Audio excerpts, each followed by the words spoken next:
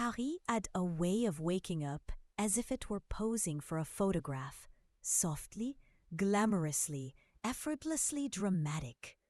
Emilia stood on the tiny wrought iron balcony of her fifth-floor pied-à-terre, holding a mug of instant coffee she regretted buying but couldn't afford to replace yet.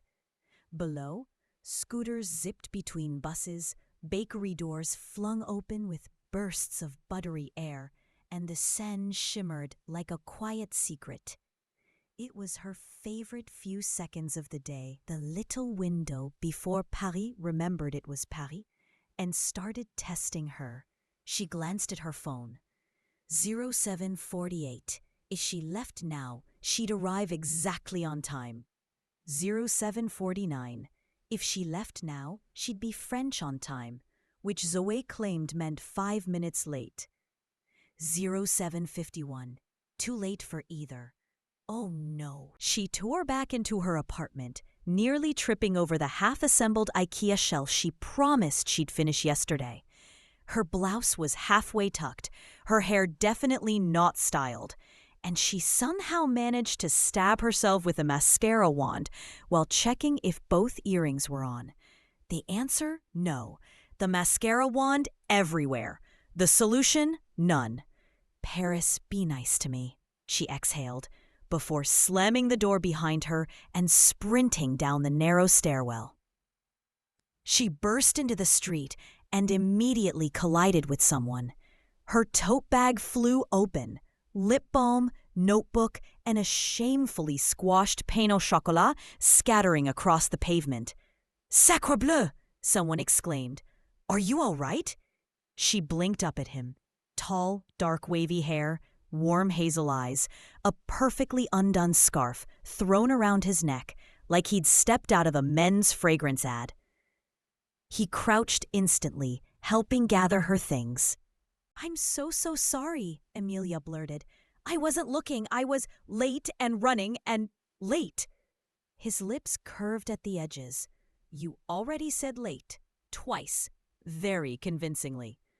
She took the notebook from his hand, flustered. It's a recurring theme.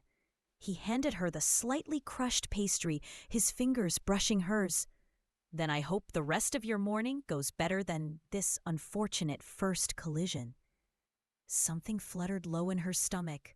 Oh no, this was dangerous. "Thank you," she managed, cheeks burning. He nodded, adjusting his scarf with that effortless French grace. "Bon courage, mademoiselle." Before she could ask his name, he was already walking away, swallowed by the crowd. Emilia finally breathed again. "Well, great, perfect. Another hot stranger I'll never see again," she muttered, because that always ends well in this city. She didn't know, yet, that fate had a twisted sense of humor. At Maison Lumière, she slipped into the office with the subtlety of a fire alarm. Zoe lifted her brows. "You are late, but surprisingly cute today. Did something happen?" "I ran into a man." "A man or an old man walking his dog man?" "Like a cologne commercial man." Zoe gasped. "Le handsome stranger? In Paris? This is destiny. Or danger. Often both." Before Emilia could deny everything, Etienne Morel, creative director and professional heart attack in human form, stepped out of his glass office. "Emilia!" One word, enough to freeze the entire open space. "Yes?" she squeaked. "You are needed in the conference room. The Maison Lévesque pitch must be ready today." Zoe whispered behind her hand. "Good luck." He woke up particularly French. Emilia swallowed and followed Etienne. Her day, it seemed, had only just begun. And somewhere in the city, the stranger with the scarf was probably living his life completely unaware that he'd just triggered a cascade in hers.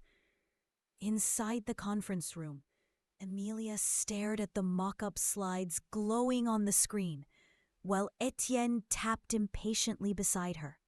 "We are missing something," he said. "Something Parisian." It's for a skincare line, Emilia said. So maybe we emphasize natural beauty? Fresh, light, airy textures, clean design? Yes, yes, very American. Very literal.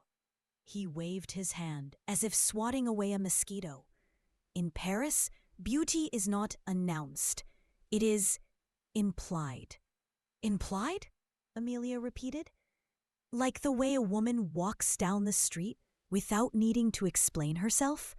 Or how a man ties a scarf without even thinking? She immediately pictured the stranger from this morning. Her face warmed as if someone had turned on a heat lamp inside it. Etienne caught it instantly. Why are you turning red? What? I'm not. This is just lighting. He leaned closer. No, you are embarrassed. No, I swear this is just... The door swung open, and in walked Colette, Emilia's unofficial rival. Tall, sleek, lips painted a dangerous red, and always carrying the silent energy of someone who smelled weakness from 2 floors away. Etienne, she purred, I have the updated Levesque concept. Emilia blinked. Updated already? We just... Colette laid out her tablet like a winning poker hand. I stayed late last night. I anticipated we would need a stronger direction. Etienne's eyes narrowed with interest. Of course. The screen lit up with high-contrast monochrome photos. A woman walking through fog. A man's silhouette against the Louvre.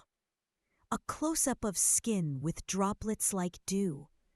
Dramatic, cinematic, classic French seduction. And nothing like Emilia's lighter, softer approach. Etienne exhaled. Now this is Paris. The sting hit harder than she expected. Colette flashed a smile. Small, polite, victorious. Perhaps, she said, Americans prefer obvious beauty, but in Paris, we appreciate subtlety. It was a knife disguised as a compliment. Etienne turned to Emilia. Try adjusting your version. Look at what Colette captured. That's the feeling. Of course, Emilia replied, throat tight. I'll rework it. Bon, he said, already moving on. Meeting in 2 hours. As soon as he left, Colette approached. It's nothing personal, she said sweetly. Paris is just difficult for some people. Some? People who smile too much. Emilia forced one anyway. Thanks, I'll take note. Colette tilted her head. Oh, and nice blush. Very natural. Or is it just stress? But Colette was already gliding out of the room. Zoe appeared behind Emilia like a fairy godmother arriving too late. Oh la la, she was vicious. Was I that obvious? Emilia groaned. Only to people with eyes and ears and lungs. Emilia dropped into a chair.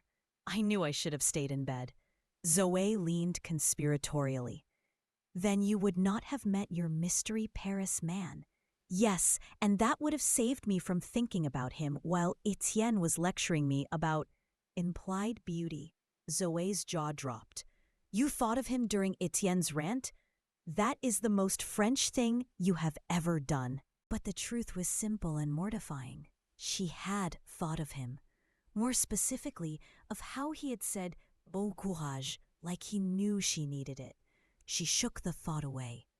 She had 2 hours to fix a campaign she wasn't sure she understood, and Paris wasn't slowing down for her.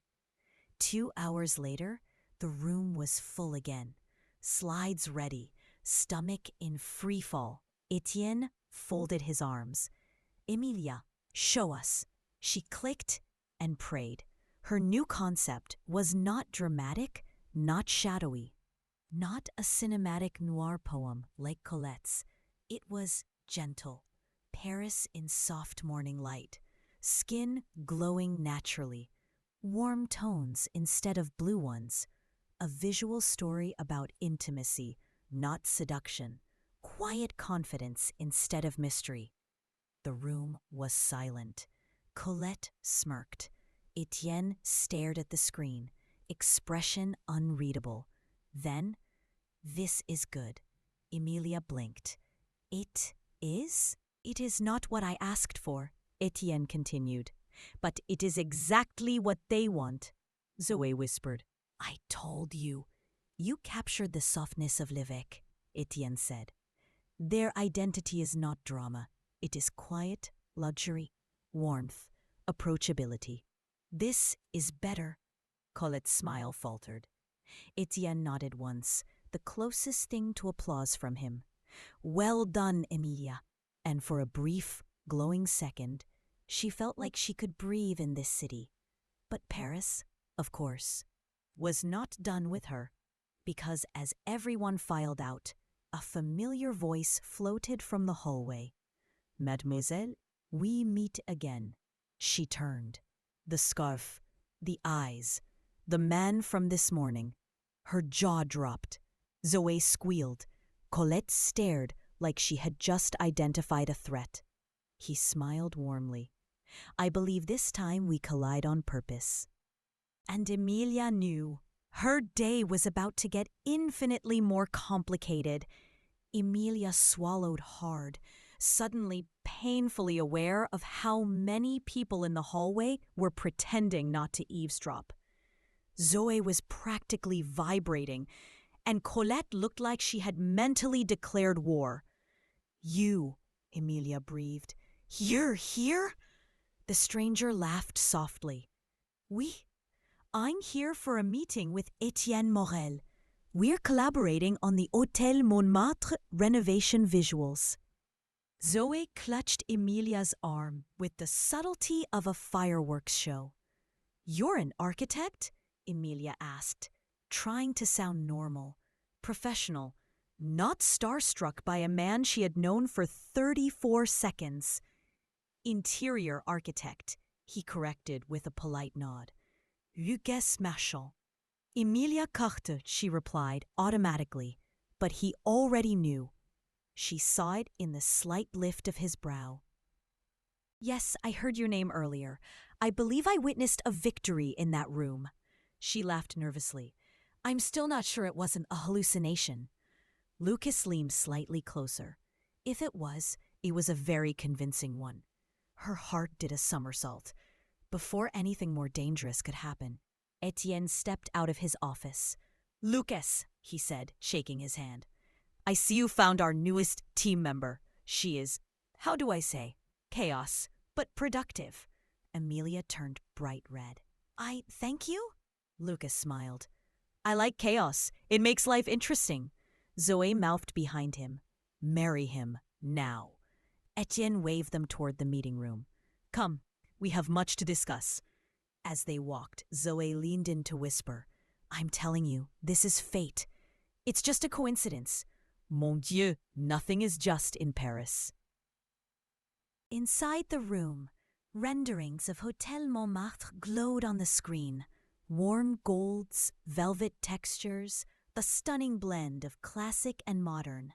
Lucas presented like someone who didn't have to try to impress. He just existed, and rooms rearranged themselves around him. Emilia listened, mesmerized despite herself. Afterward, Etienne turned to her. "Emilia, you will collaborate with Lucas on the digital launch campaign." Her brain blanked. "I will?" "Yes," he said simply. "His design. Your storytelling." Zoe whispered, "You lucky witch." Colette stood behind them, arms tightly crossed. Lucas extended his hand. "We'll make something beautiful, I think." Emilia took it, pulse sprinting. "Yes," she said softly, "we will." And just like that, fate sealed the next chapter without asking her permission. Working with Lucas was simultaneously the best and worst thing that had ever happened to Emilia's sanity. The best, he was patient, kind, warm. He explained everything without making her feel foolish. The worst, he was patient, kind, warm. He explained everything without making her feel foolish, and extremely attractive, and effortlessly charming, and possibly allergic to bad lighting. They spent the afternoon reviewing concept ideas in a nearby cafe, the kind with tiny marble tables that wobbled and red velvet seats that had absorbed decades of Parisian gossip. "Your storytelling style is softer than I expected," Lucas said, studying her notebook sketches. "Most people try to impress with loudness." "Maybe because I'm bad at loud." "I don't think so," he replied. "I think you simply prefer honesty." Oh. Emilia wasn't sure whether to melt or run into traffic. They talked about the hotel concept, romantic nostalgia, golden stillness, old Paris with modern confidence. Lucas's hands moved as he spoke, shaping ideas in the air. Emilia tried not to stare. She scribbled notes, then froze. Her pen had leaked a huge blue ink smear across her page, and now across her hand. "Oh no. Why, every pen in France hates me," she muttered. Lucas laughed as she tried to wipe it with a napkin, smearing it worse. "Here," he said, gently taking her hand. "Let me." His fingers lightly brushed her wrist while wiping away the ink. Something electric ran through her. She pulled her hand back too fast, knocking over her espresso. It splashed across the table, almost onto his laptop. "Wow!" Lucas moved fast, lifting the laptop. The coffee narrowly missed it but soaked half the table. The waiter groaned dramatically. "I am so sorry," Emilia blurted. Lucas grinned. "Please don't apologize. This is the most excitement this cafe has seen all week." She covered her face. "I'm a disaster." "Maybe," he said, "but a very charming disaster." Her stomach flipped again. She hated it. She loved it. After they cleaned up the mess, Lucas walked her out. "Tomorrow," he said, "we refine the concept. I'll send you the sketches tonight." "Okay, great, perfect," Emilia babbled. He hesitated, then smiled softly. "I'm glad we collided this morning." Her breath caught. Me too." He walked away. She stood on the sidewalk, cheeks warm, heart racing. Then her phone pinged. From Etienne. Subject urgent. Call me now. Her stomach dropped. Paris never let her enjoy anything for more than 12 seconds. When Emilia returned to l'office, Etienne was pacing like someone had personally offended his soul. "You sent the wrong file," he snapped. "What? Which file?" "For the l'évêque preview." He held up his tablet. "This is not the updated version." Emilia's eyes widened. "That's impossible. I exported the right one." Zoe tugged her aside. "Did you double-check the labels?" "Yes." No, I definitely." Etienne exhaled sharply. "The client requested adjustments. Colette has already sent them her version." Emilia froze. "Of course Colette had." Zoe whispered. "She's circling you like a shark. It was just a mistake." "In Paris," Etienne said, "mistakes are forgiven, but not repeated." Her stomach twisted painfully. "I'll fix it. Now." "It won't matter. The client presentation is happening in the morning." The words hit like a punch. She had ruined the most promising project she'd had since arriving. But still, she wasn't giving up. "I can fix it," she repeated. "If I stay late, if I rework everything, if I—" Etienne finally looked at her. Really looked. "You want to try?" "Yes," he nodded once. "Then try." Zoe rushed to her side as soon as he left. Okay, breathe. We do this together. Emilia forced a breath. I can't screw up again. You won't, Zoe assured. But also, yes, you probably will. And we will fix those too. That is life. They worked for hours. Slides, colors, copy, layout. The office slowly emptied. Outside, Paris glowed in the night like a quietly burning candle. At nearly 11 p.m., Emilia's phone buzzed. Lucas, are you still at the office? She blinked. How did he know? Emilia, yes, crisis, long story. 3 dots appeared, disappeared, reappeared. Lucas. Want help? I'm nearby. Her heart jolted. But before she could reply, Colette walked by the open door, pausing to look inside. Oh, she said lightly. Still here? Again? Emilia stiffened. Yes, I'm fixing the mistake. Colette stepped inside, arms folded. You know, she said softly, Paris is not for everyone. Something inside Emilia snapped. I'm not going anywhere. Colette blinked, surprised, maybe even a little impressed. We'll see, she murmured. Then turned and walked away. Emilia exhaled shakily. The screen glowed in front of her. Her phone buzzed again. Lucas. I'm coming to the office. You shouldn't work alone this late. She stared at the message. Chaos. Disaster. Romance. Paris. Her life was a cocktail no one warned her about. Paris hat une chose changée à vrai agent latent. La nuit ne sentait pas comme la nuit, comme un rideau bloussement tiré sur la ville pour que ses lumières cachées peu glow. Emilia sorte de l'inventaire pour la terrasse de l'hôtel Lafayette, dans celle émeraude qui a tout d'un coup conquis une transcora de taxi, un talon brisé, un cocktail versé et un commentaire suspect devers une femme qui voulait doigt de l'archiviste. Mais maintenant, now she looked like the version of herself she kept chasing, confident, brave, a little unreal.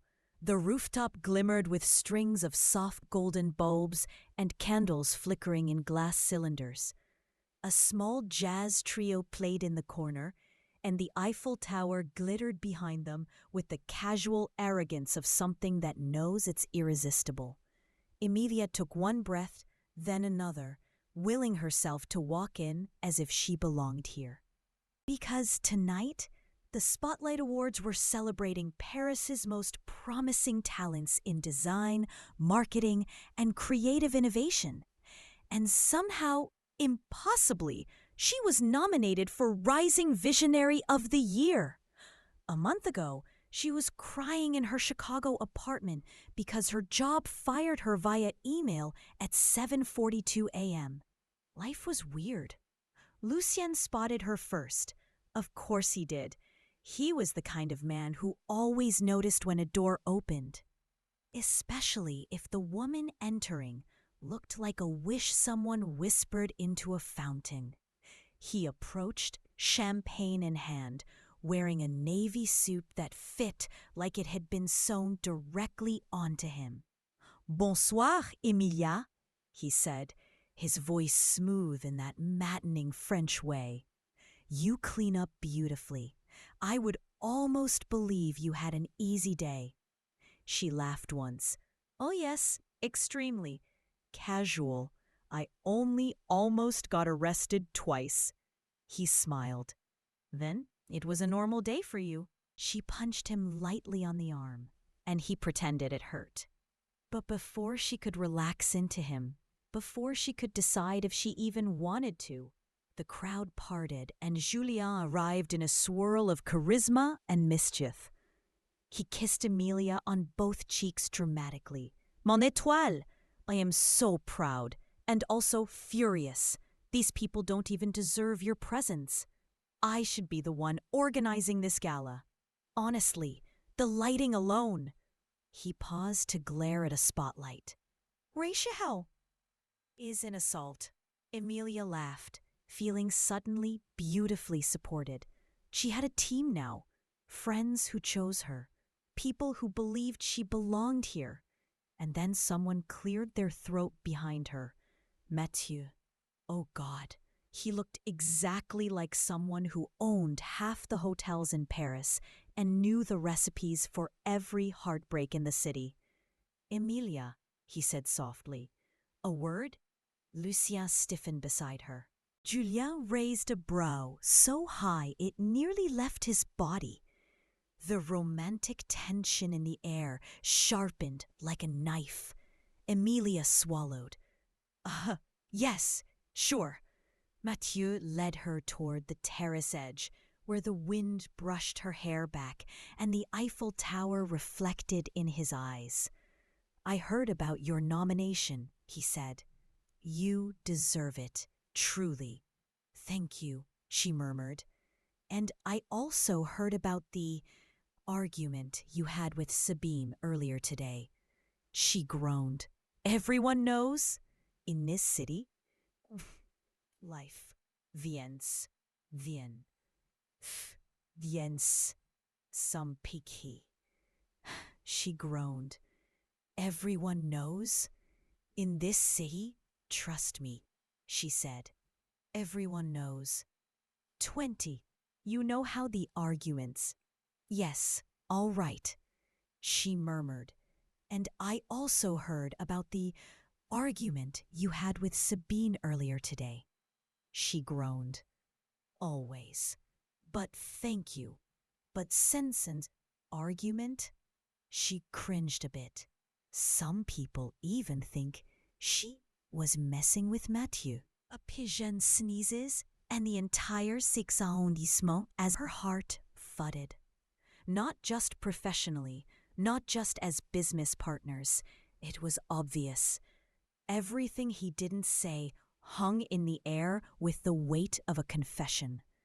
She opened her mouth to respond. Emilia! The host called her name from the stage. It was time. Her legs carried her forward, though she felt like she was floating. She stood beneath the lights.